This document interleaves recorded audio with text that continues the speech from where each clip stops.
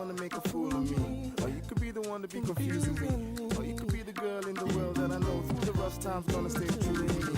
You could be my Juliet, I may not have his looks, but I will still be your Romeo. You could be my princess, I'll be your charming prince at the service of only you. That's why I never wanna love another woman, that's why I know I'll never love another woman, that's why I can never love another woman, that's why. That's why when I think about you leaving, I find myself grieving. Though it seems deceiving, I'm still believing. Girl, you stay with me forever, and I'll remain humbly kneeling while your heart is healing. Teardrops revealing the way that I'm feeling. Girl, please stay with me forever. For me, oh baby, yeah. For me, please, baby, marche, fais me c'est la la. Tu as me, oh, for me, oh, baby.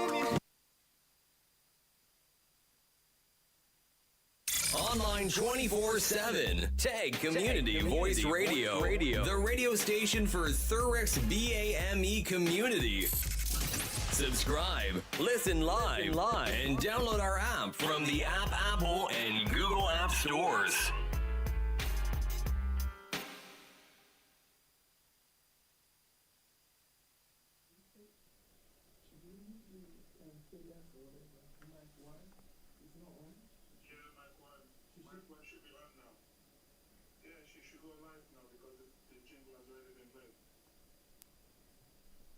Hello, everyone.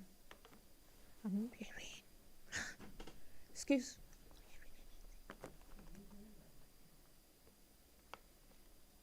Hello, everyone.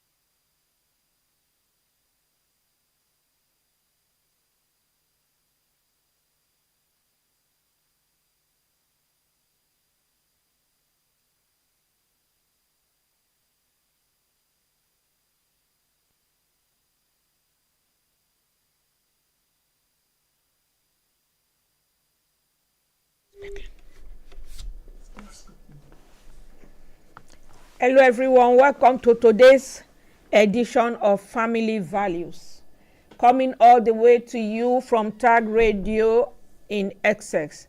I remain your hostess, Ehi Charlotte Adeni Regun.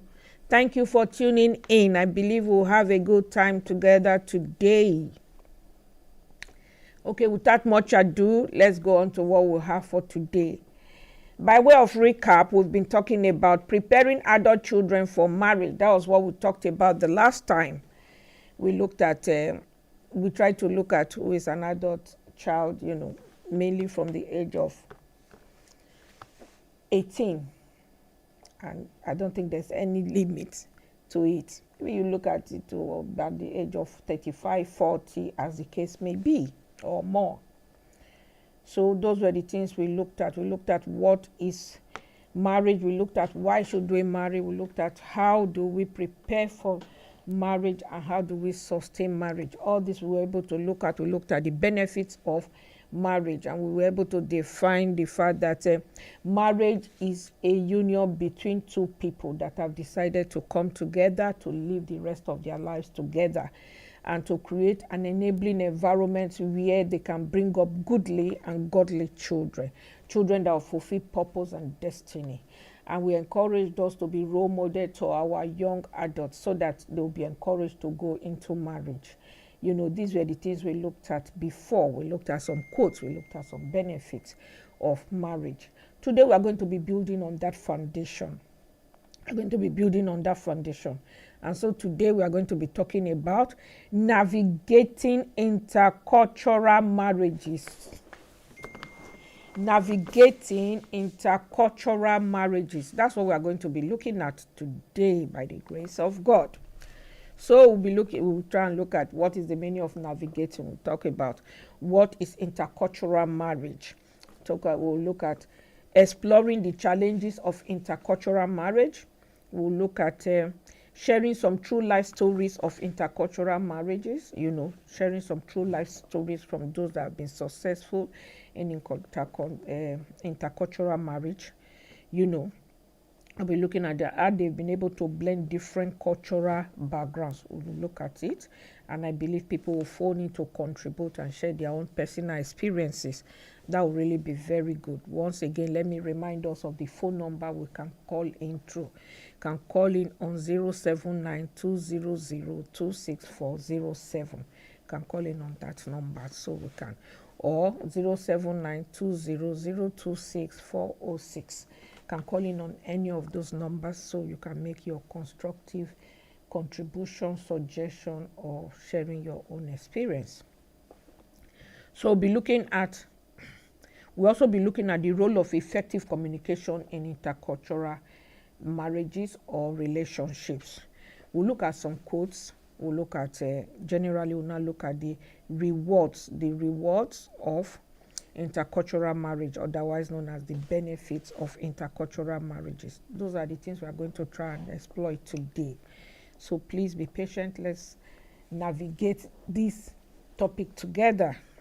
Okay, let's go. What is navigation? To navigate means to what? To examine, to exploit, to look at, to plan. That is what navigation means. To navigate, that's what it just means. We want to examine intercultural marriages. That's what we want to look at, intercultural marriages. Now, what is intercultural marriage? What is intercultural marriage? By way of definition, I would like to say it's a marriage between two people. Marriage between two people, which we defined before that. That is what is marriage. But now there's a bit of tweak to it, which is marriage between two people from different cultural beliefs, from different cultural groups, from different cultural backgrounds, in terms of ethnicity, in terms of languages, in terms of race, in terms of religion, in terms of beliefs. So these are two people coming together from different backgrounds. For instance, if you're an African and you marry an African, there may not be any intercultural differences because you are more or less coming from the same place. Your culture, your beliefs, your language, everything may be the same. Even though in some countries there are so many languages, and so you may not be privileged to marry, from your language, from the same language speaking person. It may be another, even though you are from the same place, like maybe you are both Africans. The tendency of speaking another language is also there, so different cultures, different ethnicity, different background, different race, different religion, different belief. When these people come together, then it is known as what? Intercultural marriage. And the truth is, this is becoming very, very common now, very common. And one of the reasons that is making it to become very common is due to what? Migration, exposition. People are becoming more exposed, more aware, more intelligent, more knowledgeable. People are becoming more inquisitive. People are becoming more explorative. So there is a high intercultural marriage now compared to maybe in the 60s or 50s or 40s, but now it's becoming a very common thing. Also due to civilization, as I said, knowledge is increasing, people are becoming more aware, people are breaking barriers, people are becoming, taking charge. Unlike in the olden days, it may be your parents that will betroth you to a man and you don't have any say, or they'll give you out in marriage, you don't really have any say. But now, due to exposition, due to civilization, you really have a say in your own marriage, because the truth is you are the one that is going to live in that marriage, not your parents, no other person. So you should really have a say in your marriage. Okay, so as I said before, it can be between an Asian man and an African woman. That is intercultural marriage. It can be between a British person and a West Indies person. That is intercultural marriage. It can be between an African or a Chinese or a Korean, as the case may be. The moment you are not from the same, maybe geographical location, the moment you have different backgrounds, the moment you have different religious beliefs, the moment you have different languages, it can be termed intercultural marriage. So I think we've been able to establish what intercultural marriage is. So let's, move on from there a little bit. Now, with these intercultural marriages, are there challenges? Of course, there are a lot of challenges. There's no marriage without challenge. That is the truth. Like I said before, marriage is not after you get married, you go and sit down and fold your hands. No, it involves work. The work may not be physical work as you may think.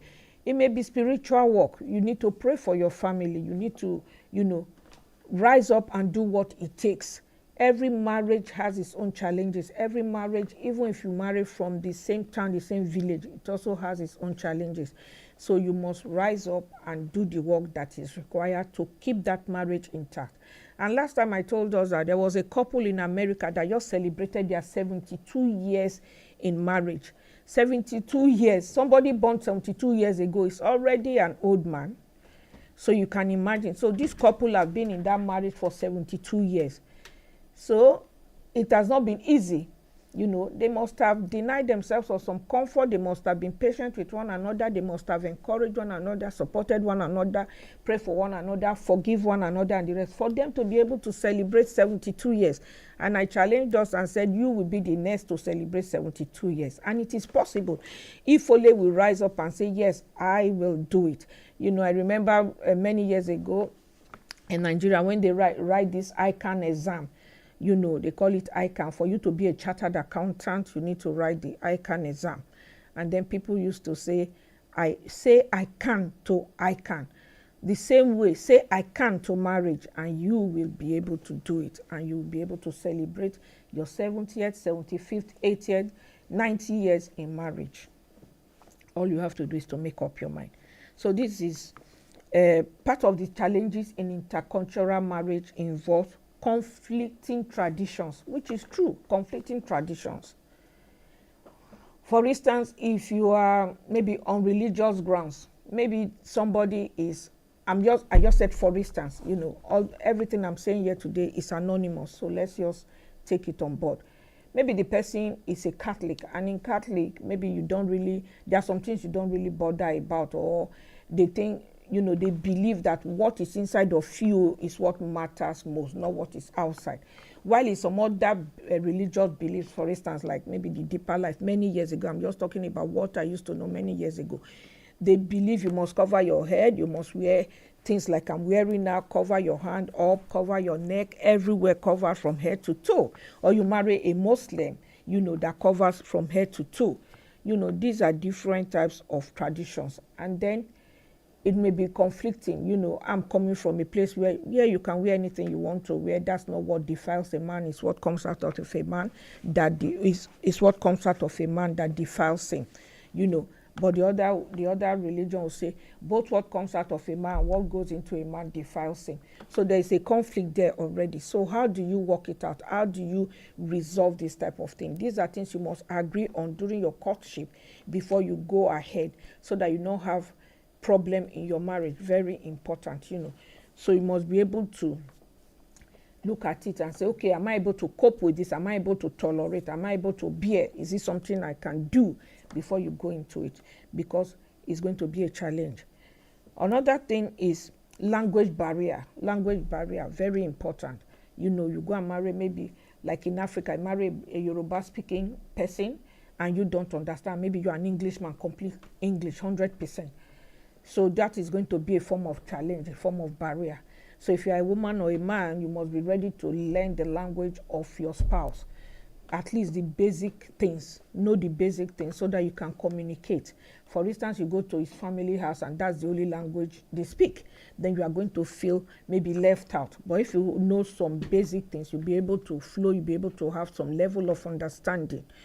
So this is going to be a challenge in intercultural marriage. You know, sometimes you now feel marginalized. They're leaving me out, I'm not involved and everything, you know. And then you be assuming, maybe they're talking about me, maybe they don't like me, maybe they don't do this, you know. You are making so much assumptions and this can make you to start having a second thought. But if you go that extra mile to say, oh, I would like to know or learn some basic words in my husband or wife's language, it will really help you to overcome some of these challenges, you know. Is very, very important. And another way you can overcome these challenges is to make conscious effort proactively. You've got to make conscious effort proactively to combat these areas of conflict where, you know, there is going to be third-party involvement, third-party influence, where your father-in-law, your mother-in-law, your, you know, sister-in-law, you know, uncles and aunties will want to, you know, speak into your marriage. Why did you have to go so far? Or why do you want to go so far? Why don't you look for somebody around your locality, around your, you know, zone of comfort or whatever, and marry from there so that there won't be any problem? How do we understand him? How do we understand her? So those are things you are going to anticipate, and then you proactively, because you know that these are the things they are going to come up with. These are the questions, the challenges that are going to come up. You must have thought ahead of time and say, yes, this is the way we can overcome this issue. This is the way we can overcome this language barrier. This is the way we can overcome these conflicting traditions ahead of time, and then agree with your spouse. Work together as a unit. Support each other.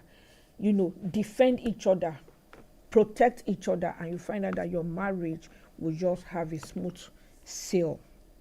You know, so you must think proactively, very important. So there are so many areas of conflict, as I've said, I've just mentioned some. Sometimes it can be finances. You know, this can bring a lot of problems too.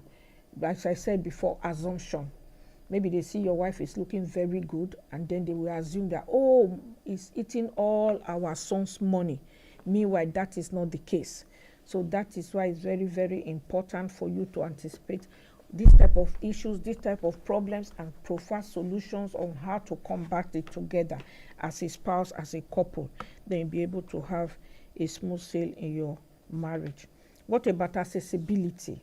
You know, sometimes accessibility can be a problem in intercultural marriage. Maybe like when I just came to this country many years ago, you cannot just go to somebody's house without being invited, or you cannot just call somebody at the wrong time.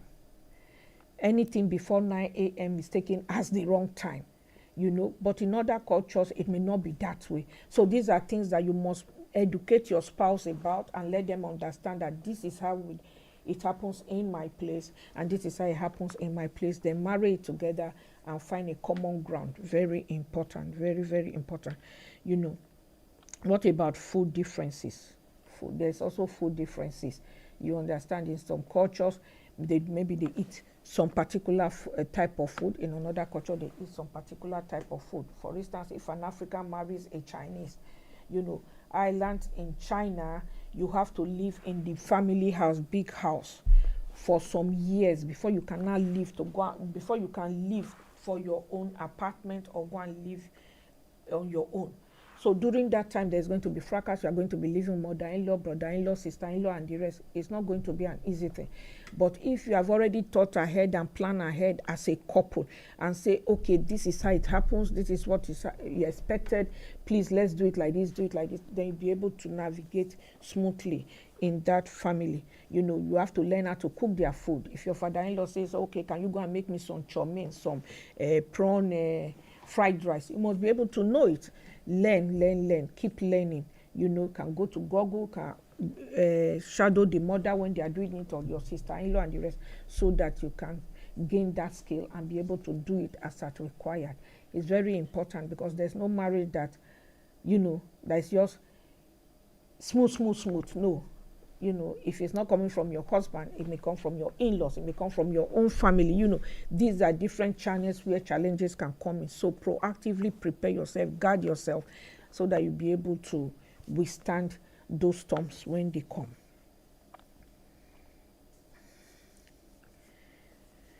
And research have it that intercultural marriages have the highest rate of divorce and separation.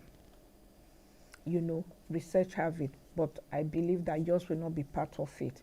Maybe because of these challenges I've enumerated, they are not able to overcome them. They allow it to overwhelm them, and then the ultimate resultant effect is divorce or separation. I pray for you that your home, you will not experience separation or divorce by the special grace of God. Okay, let's share some successful stories. Please remember, as I said before, if you want to call in, feel free to call in on this number 0792002640 or 0792002640. Feel free to share your own personal experiences, to make constructive suggestions, or to ask questions. Okay, let's share some experiences, some successful experiences. Like, for instance, you go on the internet, you see a lot of intercultural marriages, a lot, between Indians and Africans, between Chinese and British, between Asians and West Indies, just like that. You can even be from the same continent, like Africa. See a Nigerian marrying a Ghanaian, you see a Malawian marrying a Nigerian or a South African. There's a lot of intercultural marriages, and I've told us why it is more prominent these days. I've told us why. One story that stands out for me when we are talking about intercultural marriage, I am somebody from intercultural marriage too, based on language. I'm from the Edo-speaking part of Nigeria, so I speak Bini. But I got married to a Yoruba man. He speaks Yoruba, and I don't understand Yoruba. That was one of the challenges I had when I got married to a non-Edo person. And then that was a fear of my family. You want to bring Yoruba? How will you? How? So before then, myself and my husband were discussed in my family. This is what is expected. My father does not cherish money or anything, but he loves respect a lot. Respect. And the Yoruba people, coincidentally, they are people that also love respect. They respect a lot. That's why you see them prostrating, genuflecting, and the rest. So he already understood that. So when I took him home the first day, he met my father. He laid on the floor, he prostrated before him. And my father said, "Oh, stand up, my son, stand up." From then, my father loved him because I prepared him and said, my father too loves respect. So immediately he came, he did what was expected of him. When he lost his father, we were to go to his village. I said, "What does it involve? What do we do?" He said, "Because you are not the first wife. There's a first wife married to the senior brother. Just imitate, follow her suit. What she does, you do it when we go to the family house." And then I said, okay. And then I went to buy like their traditional outfit, boba and wrapper. I didn't go there with trousers. I didn't go there with acrylics. I didn't go there to start lifting up my legs and hands to make them feel inferior or not in my class. No. I had to come down. You must be very humble when you are into intercultural marriage. Very humble, either as a man or a woman. Very important, So I made it like their outfit. So when we got there, I told the senior wife, "Oh, I'll be following you. I've not been." She said, "Okay, no problem." And then this woman went, everybody, ekaro, ekoche, not standing, genuflecting from one place to the other. In fact, by the time I got home, it took me about 2 weeks to recover. All the muscles in my legs were aching. But it was a price I had to pay. And then they were asking, "Who is that lady?" They said, "Oh, is this person's wife? Is, oh, Mother Danny is a good wife, is a good child, she was well brought up. So these are the things you have to learn, because I don't want to be rejected, I want to be accepted, I want to sustain my marriage and the rest. That was a price I had to pay. So the same thing sometimes we have to do. There was another one again, another sister that, she's from Malawi, married to a Nigerian. So when the husband was to take her to Nigeria, she came to meet me and said, oh, what does it entail? I want to follow my husband home, see. I said, let me tell you, from the place where he's from, they value respect a lot. Make sure you respect them. 2, make sure you are involved in domestic chores in the house. You don't go there, your mother-in-law is sweeping, and you sit down, you cross your leg, you lift it up for her to sweep on. No mother-in-law will take it. Or she's cooking, you don't even show any interest. Then she come and serve the table and you want to eat. You are part of the family. That's why you married them. So whatever she's doing, make sure you are involved. Help her. She said, okay. And truly, when she went, early in the morning, she takes the hoover, she hoovers the house. Mom, what are we going to cook today? Greets everybody. So by the time she came back, they accepted 100%. And she was so happy, and she appreciated me giving her that little tips here and there. So it's the same thing, you are involved in intercultural marriage. You must, pay that price of knowing who, where, how the spouse you have married is from and what is expected from their spouses, And the moment you do that, you just have a smooth sail in your marriage. So those are some of my own personal experiences or stories. I believe some people have other stories to share. Now let's quickly talk about tips on effective communication in intercultural marriages or intercultural relationships. Let's go, effective communication. The need for effective communication in intercultural marriage cannot be overemphasized at all. It is a necessary ingredient you need to sustain your intercultural marriage. Very important, because if you don't speak up, they won't know what you want. If you don't speak up, they won't be able to educate you. If you don't speak up, people will not know, your area of weaknesses, so that you can improve. So it's very important. And then when we are talking about effective communication, it's not just ranting and talking, but communication that is listened to, that will be heard, and then whether you send it or you receive it, you understand it very well, and then you await feedback. That is when communication is effective. You send your message, it reaches the person you are sending it to, and the person sends back a feedback to you, and then communication is what? Accomplished. So it's very important. In intercultural marriages, there must be effective communication. And then in this effective communication, you must know how to talk, when to talk, where to talk. There are some places where you are not expected to talk, so you don't go there and talk. So that's why you need to learn it. It's very important. For instance, if you are married to the royal family, there are some places where the women are not allowed to talk at all. So in such places, you just hold your mute. When you get home, you cannot discuss it with your spouse. That is what the culture demands. You must be able to know, you must be ready to be taught. You want to know, you want to learn. Very important. All these are part of communication. How to show affection. This is another one that makes me laugh. How to show affection. There are some cultures where husband and wife cannot hold their hands in the public at all. You have to respect that. And there are some cultures where they can hold their hand in the public. Fine. There are some cultures where you cannot kiss openly. It's their culture. I learned, I think it's in Saudi Arabia. Sorry, I stand to be corrected. Where you cannot show affection openly. It's their culture. I don't have anything against it. If you do, they will go and give you some lashes. They'll give you some smackies. While in some cultures like where I stay now, yes, you can show open affection and there's nothing wrong with it. So this depends on where you are and their beliefs. So we must respect each other's culture. We must respect our beliefs. Very important.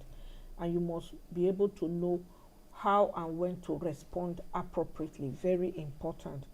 And then what is expected of you all the time. You must also know that. So it's important to have good communication skills in intercultural relationship or marriages. You must be ready, willing and ready to learn other languages. As I said before, it may not be everything, you may not learn to be fluent, but at least the basic things. Maybe common greetings, appreciation, how to say good morning, how to say thank you, how to say please, how to say sorry. All this, you can learn them. I did. You must know the different communication styles you can use, different communication styles. When do you maintain eye contact? When I was in Nigeria many years ago, if you look at somebody eyeball to eyeball, maintaining eye contact, they say the person is disrespectful. That is my culture. But when I came over here, if you don't maintain eye contact, they say you are lying. You are not confident. So you see, so these are two different cultures. You have to know how to marry them together. When do I maintain eye contact? Who are the people involved? Where am I? Then where do I not maintain eye contact so that they will not misinterpret it and say I'm disrespectful? These are things you have to learn. So that is very important. Different communication styles. When do you, communicate verbally, non-verbally? When do you use body language? All these are very important. So you must learn it. You must be ready, very important. These are effective communication tips. You must be ready to adjust, very important. You have married somebody from a different background, different language, different ethnicity, different race, as the case may be, different geographical zone.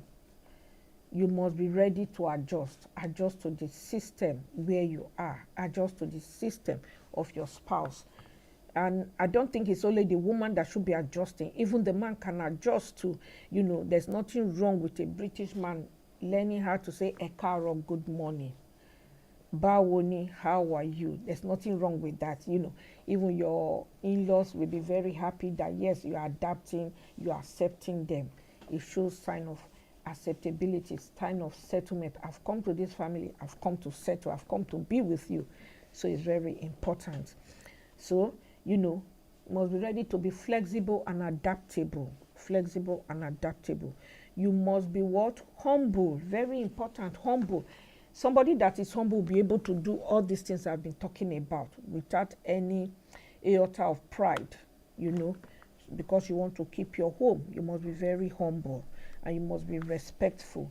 No matter how old the man is, no matter his educational status, no matter his financial status, it doesn't mean you should insult him or be disrespectful. No. So it's very important to be humble and be respectful. Respect their views, respect their beliefs, respect the culture. Very important. Then you must have an open mind. You must be approachable and teachable. Very important.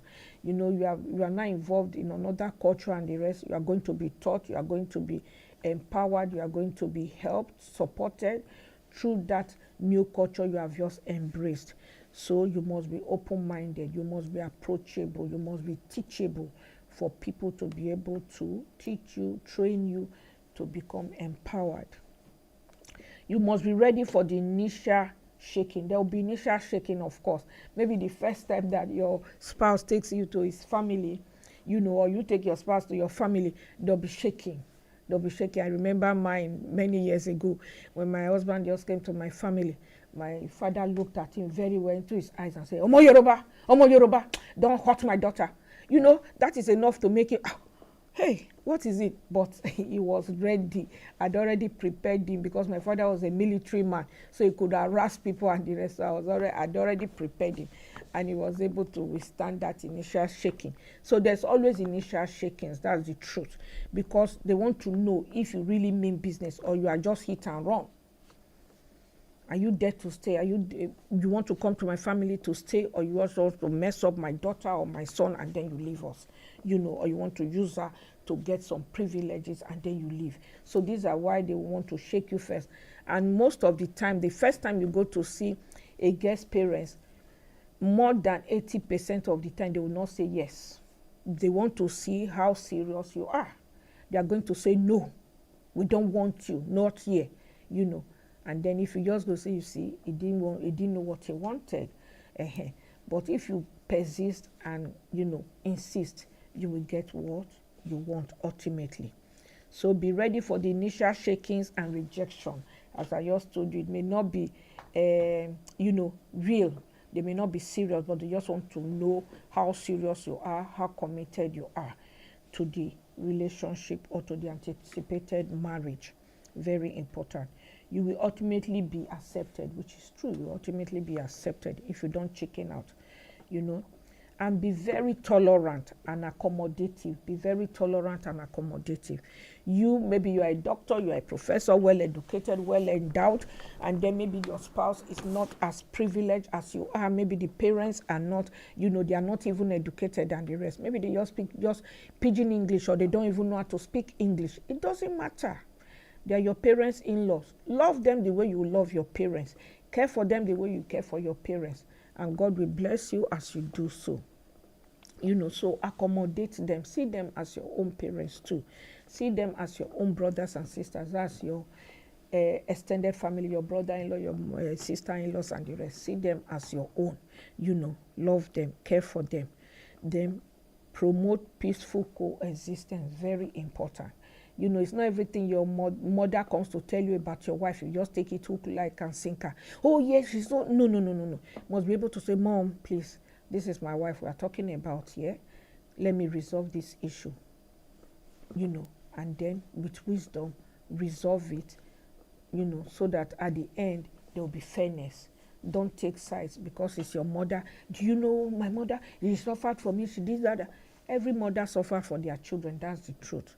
So there must be equity, there must be fairness, there must be transparency, there must be love, there must be respect, there must be room to communicate. Very, very important if you really want to build a happy home, irrespective of the intercultural differences. Okay, let's quickly look at some quotes. Not too many. Let's quickly look at some quotes about intercultural marriage. The first one I have here says, love is blind, despite the world's attempt to give it eyes. So what it's trying to say is, love is blind, irrespective of intercultural differences, irrespective of your status, irrespective of your race, irrespective of your ethnicity, irrespective of your background. Love is love. And because I'm a Christian, that's what Christ preached. He said, there's no Jew, there's no Greek. We are one in the Lord, one, you know. So we must not allow our cultural differences to overwhelm us, to make us to relegate or discriminate or look down on other people. No, we are one. So if I see you as my brother, as my sister, then we are one. Give me your hand.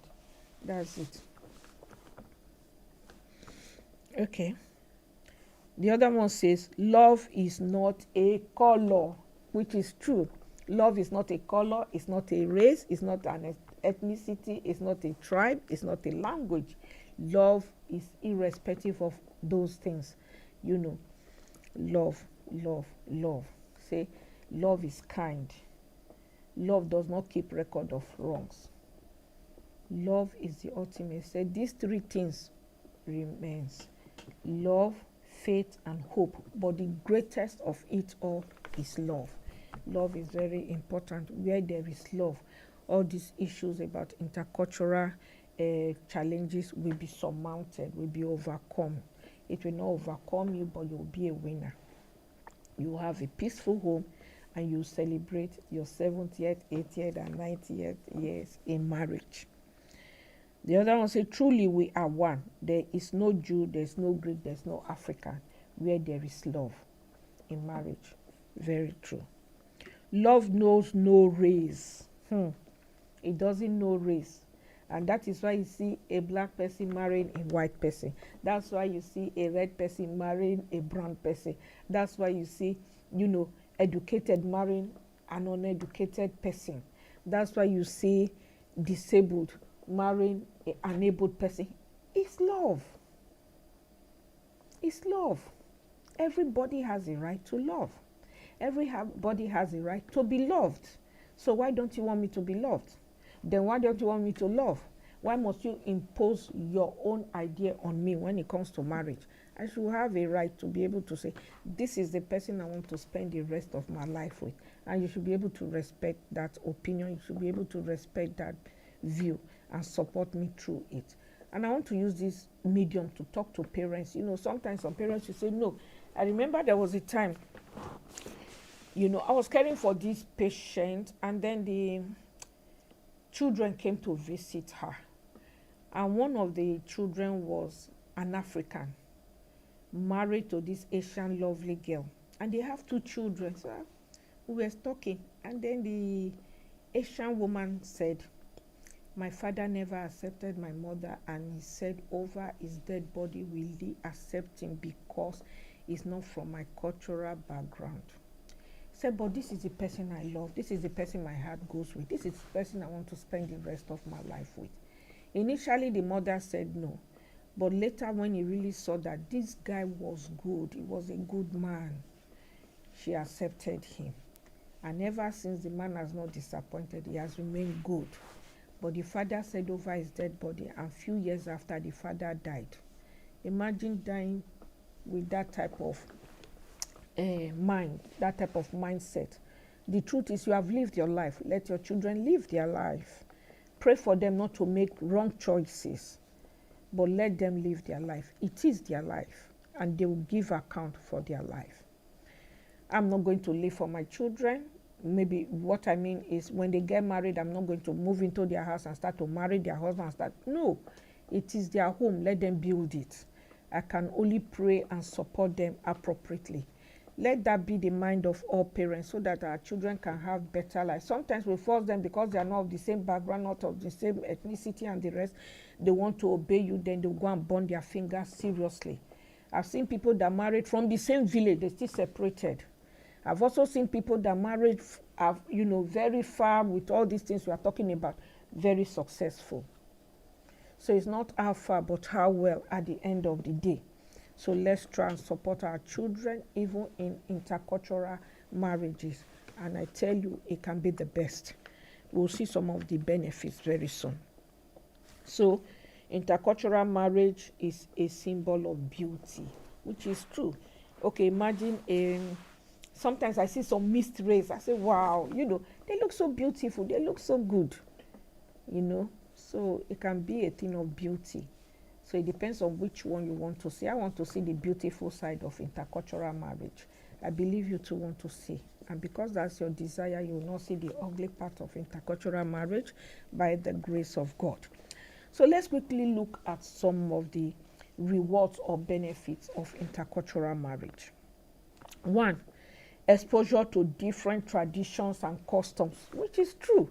Okay, imagine an African person getting married to a Chinese person. You're going to be exposed to Chinese language. You are going to be exposed to Chinese cuisines. You are going to be exposed to their religious festivals. You are going to be exposed to, the way they do their, is it the defense mechanism, their shakisha and the rest, so there are so many things you are going to learn. The same way if they come to Africa or Nigeria, many things they are going to learn. We have so many nice cuisines in Africa. Let me use the country where I came from. They are going to learn so many cuisines in Nigeria. They're going to learn the Nigerian language too. They are going to see our different types of dances, just like they have in China. We have the Atiglogu dancers. We have the Yoruba dancers. We have the Edo dancers. There are so many, We have the Gbabonenis. All these are different types of dances in Nigeria that are so nice, so good. Tourism, in terms of tourism, you are able to tour, you are able to see, you are able to know, you are able to explore other cultures, other countries, other beliefs. So there are so many things that we can gain from intercultural marriages. So it's going to expose us to so many benefits, It's going to open doors of opportunity. For instance, if you are married to a Chinese or an Indian or whatever, there are so many, these are gurus in the business world. So you are going to be exposed to such businesses, big businesses, who knows? opportunities, so many multiple doors of opportunities that you can be exposed to. And there's going to be a lot of celebration of different cultures. You're not just going to be limited or marginalized or confined only to one way of doing things. There can be better ways, there can be improved ways of doing things, and these are things you can learn through intercultural marriage. I'm coming with my strength to the marriage, you're also coming with your strength to the marriage. Put it together, then we are ready to fly, we are ready to soar, because it's just going to be better. So there will be variableness, in different aspects. You understand?